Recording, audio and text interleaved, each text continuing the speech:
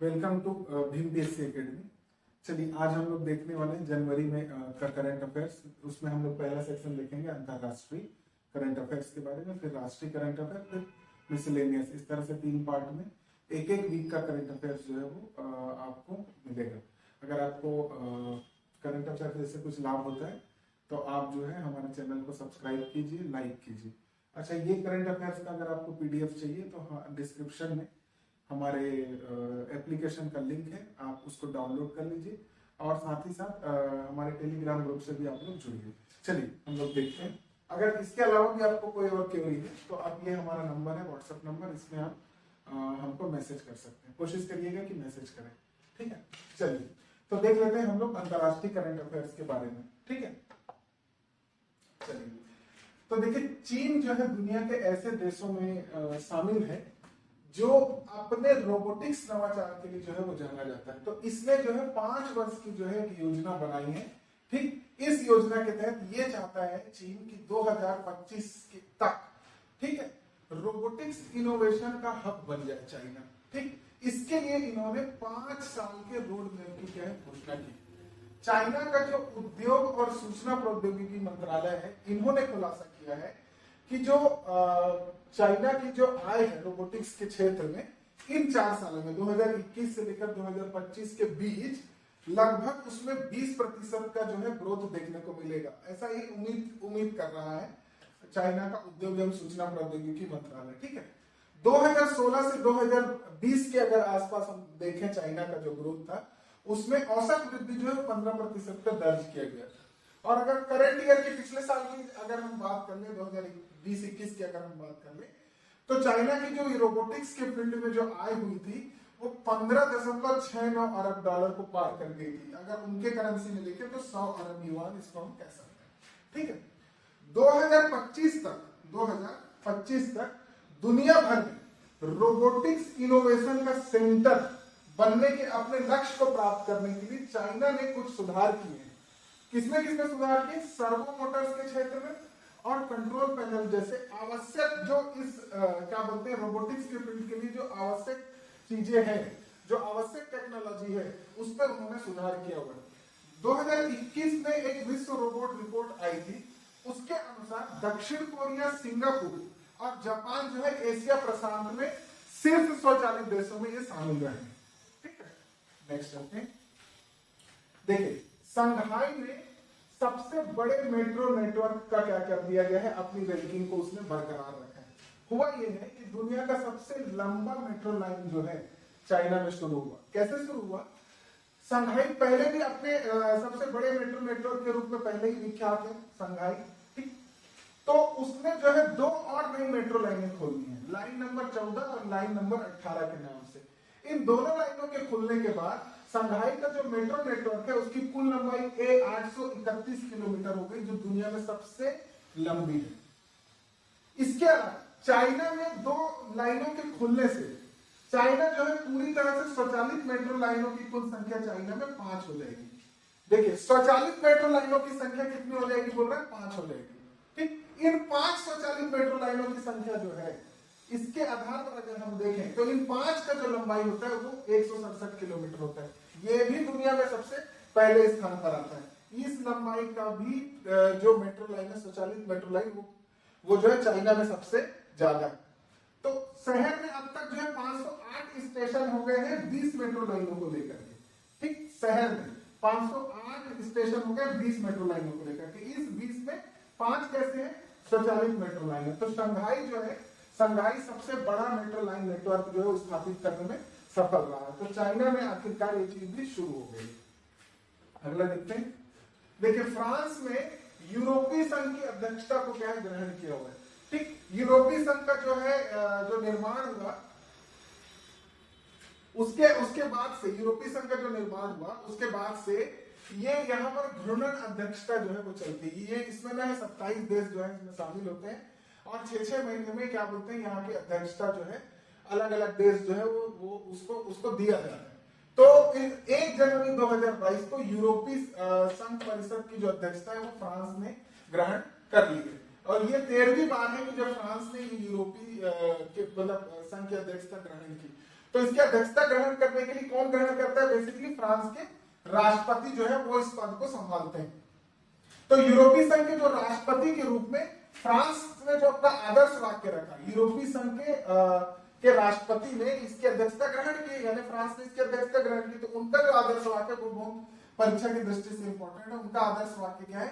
Recovery, strength और belonging. Recovery, strength और belonging. अगला देखते हैं हम लोग। रूस ने, ये रूस के राष्ट्रपति हैं व्लादिमीर पुतिन। रूस ने क्या किया है? फ्रिगेट, देखिए फ्रिगेट क्या होता है? एक लड़ाई वाला जहाज होता है जिससे मिसाइलों को क्या किया जाता है? छोड़ा जाता है। तो रूस ने फ्रिगेट से, मतलब एक लड़ाई वाले जहाज से 10 नई जिरकोन, ठीक है, अब इसको आप प्रोनाउंसिएशन आप उतना अच्छे से नहीं कर पाएंगे, यहाँ पर जो है वो टी साइलेंट है। एक्चुअली में अगर इंग्लिश के पर्पज से हम लोग देखें, ये रूसी भाषा में हमको बोलना है तो हम उस तरह से बोल नहीं पाएंगे, इसलिए उसका जो तजुर्बा है वो इस तरह से किया जाता है, जिरकोन, ठीक है। तो ये 10 जिरकोन मिसाइलों का जो है हाइपरसोनिक क्रूज मिसाइलों का परीक्षण किया और पनडुब्बी से 2 अन्य मिसाइलों का भी सफल जो है परीक्षण कर दिया गया है। जिरकोन मिसाइल जो है वो ध्वनि की गति से 9 गुना तेजी गति से उड़ान भरने में क्या होता है? सक्षम होता है। इसकी मारक क्षमता 1000 किलोमीटर यानी कि 620 मील है, ठीक है। चलिए आगे देखते हैं। ब्रिटेन के जो पूर्व प्रधानमंत्री है टोनी ब्लेयर, उनको ब्रिटेन का सबसे शीर्ष शाही सम्मान जो है वो प्राप्त हुआ, ठीक है, शीर्ष शाही सम्मान। तो ब्रिटेन के जो पूर्व प्रधानमंत्री टोनी ब्लेयर, उनको ऑर्डर ऑफ द गार्टर में शामिल किया गया है। इनके अलावा डचेस ऑफ कार्नवाल और बैरोनेस अमोस को भी ऑर्डर ऑफ गार्टर के सदस्य के रूप में शामिल किया गया है। इसके बाद से जो ब्रिटेन के जो ये पूर्व प्रधानमंत्री हैं, उनको सर टोनी के नाम से क्या किया जाएगा? बुलाया जाएगा। ब्रिटेन की जो महारानी होती है वो ये ऑर्डर ऑफ गार्टर जो है वो अपने तरफ से देती है। इसमें प्रधानमंत्री की कोई सलाह जो है वो नहीं ली जाती है, ठीक है। इन्होंने ही क्या किया था?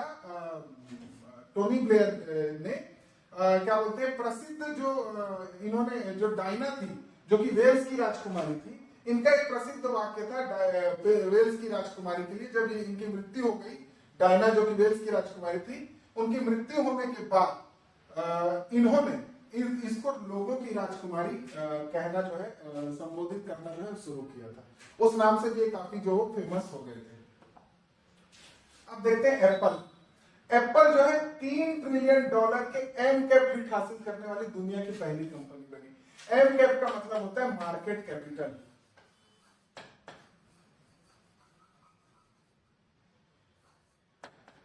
ठीक है, यह मार्केट कैपिटलाइजेशन इस तरह से बोल सकते हैं इसको। तो एप्पल ने क्या किया है? एप्पल ने जब शेयर बाजार का खुला तो क्या हुआ कि ना, एप्पल का जो मार्केट कैपिटल है वो $182 प्रति शेयर पर पहुंच गया, जिसके कारण क्या हुआ कि ये $3 ट्रिलियन का आंकड़ा छूने में सफल हो गया। हालांकि उसके तुरंत बाद उतर गया और वापस फिर चढ़ा नहीं, लेकिन ये ऐतिहासिक था कि $3 ट्रिलियन को छूने वाली पहली कंपनी बन गई एप्पल। इसके पहले क्या हुआ था? 2020 में आईफोन ने 2020 में 2 ट्रिलियन का आंकड़ा छुआ था और 2018 में $1 ट्रिलियन का आंकड़ा को इसने छुआ था। इनका जो रिसर्च है वो भी ये कहता है कि लोग जो है, इनका रिसर्च टीम बताता है कि लोग जो है आईफोन, मैकबुक, एप्पल टीवी और एप्पल म्यूजिक के लिए पैसा देना छोड़ेंगे नहीं, ठीक। और एक रिपोर्ट भी आई है जिससे ये पता चलता है कि एप्पल ने जो वीवो है और शाओमी जैसे ब्रांड को पछाड़ करके दूसरे महीने में भी लगातार इन्होंने बढ़त जो है वो बनाए रखा है, ठीक है। देखिए सूडान के प्रधानमंत्री अब्दुल्ला हमदोक, इन्होंने क्या कर दिया? इस्तीफा दे दिया, ठीक है। 2 जनवरी 2022 को इन्होंने अपने इस्तीफे की घोषणा की। ये जो थे 2019 से लेकर 2022 तक सूडान के 15वें प्रधानमंत्री के रूप में ये कार्य करते, लेकिन इन्होंने उससे पहले ही क्या कर दिया था? इस्तीफा दे दिया, ठीक। क्या हुआ था? इनसे पहले जो शासन कर रहे थे उमर अल बशीर, ये निरंकुशवादी शासक थे। इनके खिलाफ काफी विद्रोह हुआ। विद्रोह होने के बाद तख्ता पलट हुआ। तख्ता पलट के बाद इनको जो है प्राइम मिनिस्टर बनाया गया था ताकि ये जो है देश में शांति व्यवस्था स्थापित कर सके। पर उन्होंने ये 2022 शुरू होने, मतलब साल खत्म होने से पहले ही शुरू में इन्होंने क्या कर दिया? इस्तीफा जो है वो दे दिया। उसके बाद एंटीगुआ और बारबाडुआ, ये अर्जेंटीना के राष्ट्र एंटीगुआ बारबाडुआ, ये आईएसए के 102वें सदस्य बने। एंटीगुआ बारबाडुआ जो है वो इंटरनेशनल सोलर अलायंस में क्या किए इन लोग, शामिल हो गए और ये 102वें सदस्य बन गए। भारत का नेतृत्व वाला ये अलायंस है, इंटरनेशनल सोलर अलायंस, ये भारत के नेतृत्व वाला अलायंस है।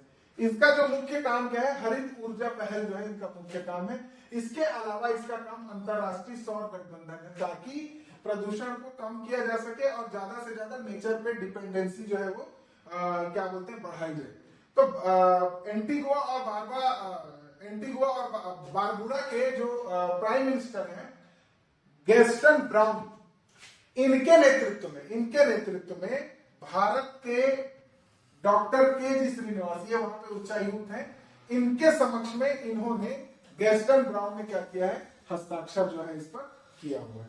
इसकी जो स्थापना थी वो पोप सम्मेलन हुआ था 2021 बोलता हूँ, पोप 21 में, 21वें सत्र में 2015 में भारत और फ्रांस द्वारा संयुक्त रूप से इस आईएसए की शुरुआत जो है वो की गई थी, इंटरनेशनल सोलर अलायंस की जो है वो शुरुआत की गई थी।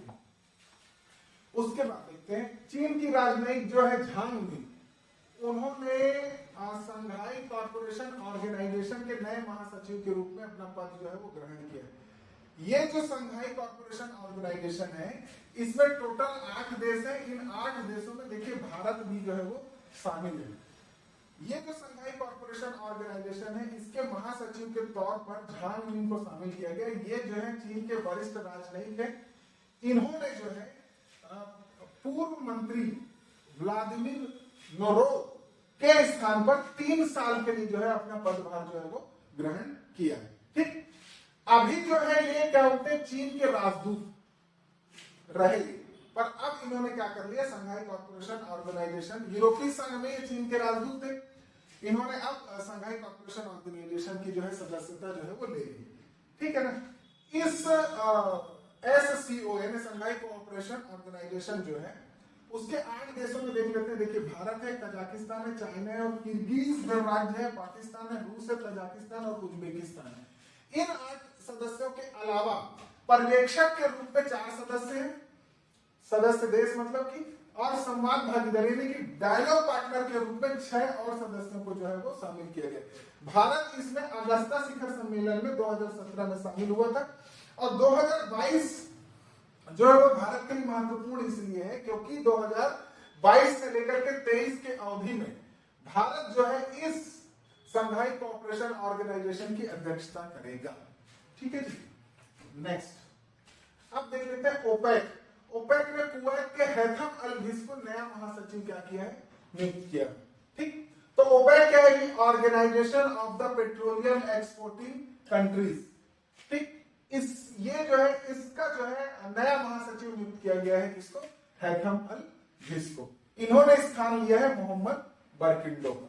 ठीक है, इनका जो अनुमान है, देखिए अभी क्या था, कोविड का जो समय है वो चल रहा था, तो पेट्रोल का जो डिमांड है वो पूरी तरह से जो है वो गिर गया था।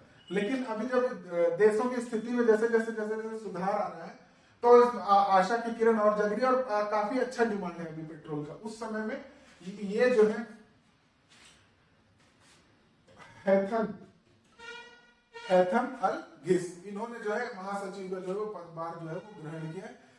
इनके उत्पादन प्रति बैरल जो है वो 4 लाख प्रति बैरल की वृद्धि का जो है उम्मीद जो है वो जताया है इन्होंने। ठीक है,